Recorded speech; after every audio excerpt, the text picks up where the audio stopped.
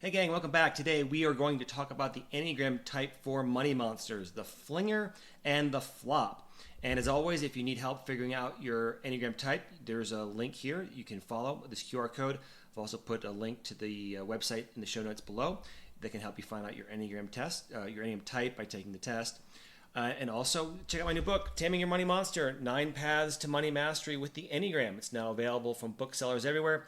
It'd be a huge favor if you like the book, please post your review on Amazon and Goodreads. That would be a huge help. Okay, let's jump into the traits of the Flinger and the Flop. Now, Type 4s have what we call a sacred wound of internalized sadness, meaning they feel sadness, grief, or even shame about how they perceive themselves. And that creates their greatest fear of not having a unique identity. So they're always trying to stand out and stand apart by being different. So they have this almost compulsive need to react against conventionality, which in a weird way can be just as much of a trap as always following conventionality. And this makes it wealth building a bit tricky for Type 4s because often they chafe at the rules of budgeting and bookkeeping and just the basic tenets of capitalism, which whether you like it or not, that's the world we live in. So that requires earning a living, saving some money, investing, and hopefully giving back to your community in some way. But for Type 4s who are, again, are layering on top of the Enneagram what I call the attachment theory of money, meaning there's two unhealthy ways that Type 4s might relate to their finances. One is to be avoidant around money, meaning they push money away and they hate doing their bills or budgeting or bookkeeping and taxes, all that. It feels too mundane for them. It feels too pedestrian, and just the conventionality of all these things chafes at them. So I call that type the avoidant for is the flop, because you almost hear them face planting on the pavement when they're discussing their finances. And on the flip side, we have the money anxious Type 2, which is the Flinger. And now the Flinger really wants a lot of money. They think about it quite a bit, but they tend to take their wealth and wad it into a tight ball and then fling it at any form of creativity or self-expression or anything that helps them feel unique or special or different or stand out and stand apart. Now, of course, most of us aren't all avoidant or anxious. Many of us tend to be what I call the jumbled style. And keeping in mind that we have the 4 pillars of finance, which are earning, saving, investing, and giving. So earning, saving, investing, and giving. You need to master all 4 of those areas in order to be a true money master. But you might be, say, an anxious earner but an avoidant saver, or you might be an anxious investor but you might be an avoidant giver. So these traits can show up in different areas of our financial life depending on the time of day or the stresses we're experiencing. But generally, people tend to fall into more of one category than the other. But let's talk a little bit about the traits of the flop just for a minute. So there's a couple of behavior patterns that I've often seen in Type 4s. Now, Type 4s, of course, you're the box for people who hate to be put inside of a box. I know that's really annoying and for many 4s, and 4s tend to have a knee-jerk reaction against any sort of typology system, particularly the Enneagram, but once they get into it, they tend to really enjoy it. Okay, so Type 4s, these are the kind of people who'd rather eat their own shoes than live inside conventionality. So they're chafing at the basic constraints and rules of capitalism, the earning, the saving, or the investing. And so here's some traits of the flop. The first one I have in my book is on page 198. I call it the tortured artist archetype. Now, these folks, they buy into the romantic notion that true creativity thrives on financial struggle. They wear their empty bank account like a badge of artistic integrity, convinced that material success would somehow taint their creative soul. Now, these folks believe that suffering is essential to the creative process. They may romanticize the idea of being a starving artist, and can quickly squander any accumulated assets, kind of riding the roller coaster of inconsistent income. Now, they'd rather wax poetic about the beauty of a sunset than sully their minds with thoughts of pedestrian matters, such as budgets and interest rates. If this describes you, try reframing your art as a business. Set aside specific starting artist hours for brooding, and then put your business hat on, and maybe that's a beret, and treat your art like the valuable commodity that it is. Next trait for the flop is I call it the I'm not worthy wailing. If you think of Wayne's World, that movie back from, I think it was in the 90s. 4s often undercharge for their creative services or have difficulty setting appropriate prices for their work. They feel uncomfortable negotiating financial matters, which reflects their lack of self-worth. Now, how about creating a brag book of your accomplishments and positive feedback? When it's time to negotiate, flip through it like it's your personal hype manual. Pretend you're haggling for a dear friend's work instead of your own. Now, you'd fight tooth and nail for them, right? So why not do the same for yourself? Then we have budget-induced seizure disorder. Now, flops often resist the structure, discipline, and consistency required for financial stability. Sound familiar? They struggle with routine financial tasks like budgeting, saving, or long-term planning, viewing them as constraining to their artistic spirit or just too boring to be worth their time. Now, here's a tip. Turn budgeting into an art project. No, seriously. Make it the most beautiful creative budget spreadsheet the world has ever seen. Now, use colors, stickers, whatever floats your artistic boat. If your budgeting app were a canvas, what masterpiece would you create? Try making financial planning your new creative medium. Then we've got indulgent impulses. When money avoidant fours spend money, they tend to make impulsive or emotionally driven financial decisions. They can easily overspend on experiences or items to fill an emotional void or express their unique identity. Now, the indulgents may fill a soul in their hole for a moment, but on their credit card, it can last a lifetime. Now, here's a solution. Implement a 1-week rule for any non-essential purchases. Write down what you want to buy and why. And if after 1 week you still feel it's essential for your artistic soul, well, then maybe, right? Now, bonus points if you can turn that waiting period into a poem or interpretive dance about delayed gratification, which fours really do need to learn. Then I often see in fours what I call rescuer reliance. Now, flops tend to rely on others, such as family members, patrons, partners, for financial support. They often struggle to achieve financial independence and autonomy with an almost juvenile desire for a parental figure to acknowledge and care for them. Mommy, Daddy, see how much I'm suffering? Please see me, acknowledge me, and save me. Now, as a hack, try starting a financial independence jar. Every time you want to call mom or dad or your lover for a bailout, put $1 in the jar instead. You can use that money to treat yourself to something that reminds you that you are a grown-up and responsible adult. How about a nice fountain pen to craft those budgets? Now, we also have career catharsis careening. Now, a flop's career may be as winding as Lombard Street, the windiest street in San Francisco, which only goes one way, downhill. Whenever they gain traction, these fours change direction, never sticking with one discipline long enough to master a chosen field. They may even justify their lack of focus as an expression of their creativity. Each new direction is just another layer or texture. But here's the trick. Don't allow yourself to try a new medium until you've mastered at least one marketable skill from the field that you're in. Now, build a portfolio that showcases your delightful complexity rather than your inability to commit, and then find that way to take all those skills and build yourself a profitable niche. Where's that little unique niche in the world that you can fill that will feed your wallet and fill your creative spirit? Then we have Instagram-induced inadequacy disease. Now, flops often compare their creative output and career success to others unfavorably, leading to feelings of inadequacy, envy, and despair. Now, the next time you find yourself drowning in a sea of "they're so much better than me," try this. Pick the person you're most jealous of and imagine what they'd envy about you. Would they kill for your ability to use 17 shades of blue in a single painting? Would they sacrifice their vintage typewriter collection for your way with words? Now, write it down, embellish it, make it dramatic and as over the top as only you as a four can do it. Pin it somewhere and voila, you have turned your comparison into a self-compliment. Then we have the "even my impostor syndrome feels fake" phobia.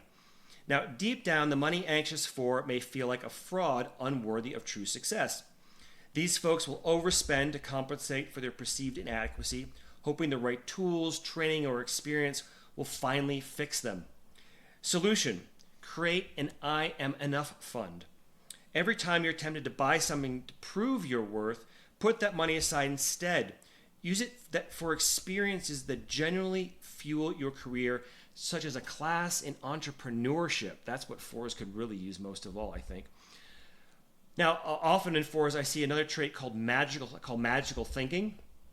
Now, some flops believe if they invest enough time and money into their creative pursuits, success and financial stability will eventually follow. They struggle to accept the realities of the marketplace, especially since there may not be a demand for what they want to supply. Now, in marketplace endeavors, maybe partner up with a business-minded friend or mentor. Then have regular reality check-in sessions where you bounce ideas off each other. Or even yet, hire a business coach. You can hire me if you want. Check me out at my website, douglynham.com.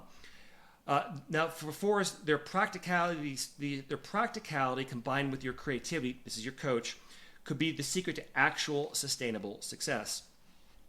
And then lastly, for flops, we have the feast or famine folly. A flop's impulsive spending can lead to a boom and bust cycle, where periods of intense creative output and success are followed by financial scarcity and anxiety. This instability can take a real toll on your mental health over time and relationships. Instead, treat your finances like a long-term art installation project. First, set up automatic transfers to a saving account during your feast times and call it your famine prevention fund. Now, as much as the money-anxious fours may believe that financial struggles are necessary, the truth is that financial stability and creative fulfillment are not mutually exclusive. In fact, having a solid financial foundation can provide the freedom and peace of mind to create creative risks and pursue passions with more intentionality. Okay, now let's jump to the money-anxious four, which is the flinger. Now, when a four is anxious about money, they grasp at it, wad it into tight balls, and then fling it as hard as they can at beauty, creativity, or individualism. They love money because it allows them to express themselves through any endeavor that feeds their soul and wards off their anxiety. Now, money becomes a medium for promoting their individuality and a misguided effort at healing their sacred wound of internalized sadness and grief. However, flingers tend to be self-absorbed, maybe even decadent in how they use their wealth, to the point of self-destruction through overwork, overconsumption, or both. Now, they may not have paid off their student loans yet, but a flinger is likely to have a one-of-a-kind tapestry hanging in their living room or a priceless collection of vintage records. They won't settle for a good bottle of wine at a restaurant. It must be a great bottle, or there's no point in drinking anything at all. They can fling endless resources at whatever captivates them without hesitation. Now, there's nothing wrong with pursuing your passion, just be prudent with your purchases. Now, I've got one of my clients, she owns an accounting business and plays music as her hobby, and she spent more money on music equipment than I've spent on cars or clothes in my entire lifetime. There's almost no limit to how much money she'll spend on her form of creative expression, to the detriment of her retirement plan. Now, getting her off the make money to spend money treadmill has been a struggle, but over time, she's learned to tame her money monster and achieve financial independence. All right, so here's some traits of the flinger. The first, I call it the green-eyed monster effect. Now, fours who obsess over wealth may constantly compare their financial status to others, especially those in their social or creative circles. They may feel intense envy and resentment towards those they perceive as more financially successful, leading to a toxic cycle of jealousy and self-loathing. They can feel compelled to accumulate more and more assets to demonstrate how amazing they are. Now, money symbolizes how special they feel about themselves, which puts them on an emotional roller coaster of superiority and inferiority, depending on who they're comparing themselves to. Now, as Theodore Roosevelt aptly said, comparison is the thief of joy. So try creating an envy alchemy practice. Every time you feel that green-eyed monster rearing its ugly head, transmute that envy into acceptance. Write down exactly what you're envious for, then brainstorm 3 unique ways you could achieve something similar that's true to your authentic self. Now, here's my favorite trait of fours. I see this all the time. I call it pretentious peacocking. Now, these fours chase the next sartorial high, convinced that the perfect, unique outfit will make them genuinely seen and stand out. Or their home nest is a gallery of obscure, overpriced art pieces. Each one comes with a story. Now, this is an original print by an up-and-coming artist I discovered in a back alley in Berlin, and you probably haven't heard of them. Now, instead, try being truly original, fours, and stop caring about what other people think about you. How original a thought is that? Then for fours, there's always the success gives me hives hysteria. Now, even when money-anxious fours have sufficient financial resources, they may struggle to enjoy or celebrate their abundance. They can feel undeserving of financial comfort or worry it will be short-lived due to their internalized sadness and lack of self-worth. Now, here's a solution. Try starting a deserving diary. Each day, write down one reason why you deserve financial comfort and stability. Did you create something beautiful? Were you kind to a stranger? Did you finally remember to water that long-suffering houseplant? Celebrate it all. Over time, you'll build a compendium of your worth that even your inner critic can't ignore. And then we've got paralysis by financial analysis. Now, paradoxically, flingers may also avoid or procrastinate regarding financial tasks. They may delay opening bills, filing taxes, or making important decisions due to the overwhelming anxiety they experience around money matters, even as they work hard to accumulate assets. Now, as a solution, turn your financial tasks into a performance art piece. Set a timer for 20 minutes, put on your most dramatic playlist, and attack those bills like you're the star of a one-person show called Fiscal Fury: The Reckoning. Make it so over the top that you can't help laugh at yourself. And also for fours, we've got the workaholic woes. Now, wealth-obsessed fours may intensely pursue their work or creative endeavors, believing that if they work hard enough, they will finally achieve financial success and recognition that they deserve. However, this relentless drive can lead to burnout, neglect of personal relationships, and a loss of joy in their creative process. Solution: institute mandatory artistic play dates with yourself. Once a week, do something creative just for the sheer joy of it, with zero expectation of financial gain. Finger paint, write a silly limerick, choreograph a dance to your cat's meows, but just find a way to reconnect with a part of you that creates for creation's sake. And then we've got the never enough narrative. Despite their financial reality, money-anxious fours may operate from a scarcity mentality. They may feel there's never enough money to support their dreams and lifestyle. Chronic worry about their financial future fuels and justifies perpetual angst, which fours just love, even if their actual financial situation doesn't warrant such intensity of feelings. For a fix, create an enough is enough manifesto. Write down what enough looks like for you in vivid, poetic detail. Put a number on it, and then create a visual representation. A collage, a painting, an interpretive dance routine, whatever sparks your soul. But make it put it somewhere visible, and every time you feel the never enough narrative creeping in, refer back to your manifesto. It's like creating a financial North Star for your wandering artist's soul.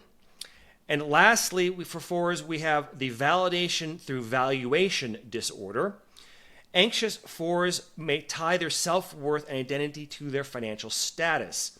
They may seek validation or admiration from others based on their financial accomplishments or success that make them stand out from the crowd. Now, as a fix, create a true worth portfolio. Fill it with things that represent your value beyond money. Letters from friends, mementos of experiences you've cherished, photos of people whose lives you've touched. When you're attempting to equate your net worth with your self-worth, flip through this portfolio instead. It's like creating a portable self-esteem boost. But ultimately, the path to financial serenity for the wealth-obsessed fours lie in recognizing the true abundance that comes from within. It's about cultivating a sense of enoughness, gratitude, and purpose beyond the size of their bank account or the stuff that money can buy. By aligning their financial goals with their deepest values and desires, they can begin to use their wealth in a way that feels truly meaningful and fulfilling. All right, we'll talk more about the Money Master for Type 4 and their path to that journey very soon. But again, if you like this stuff, please check out my book, Taming Your Money Monster, 9 Paths to Money Mastery with the Enneagram. Or if you want some individual coaching, you can find the link to my website in the show notes below. Talk to you soon, gang. Take care and be well.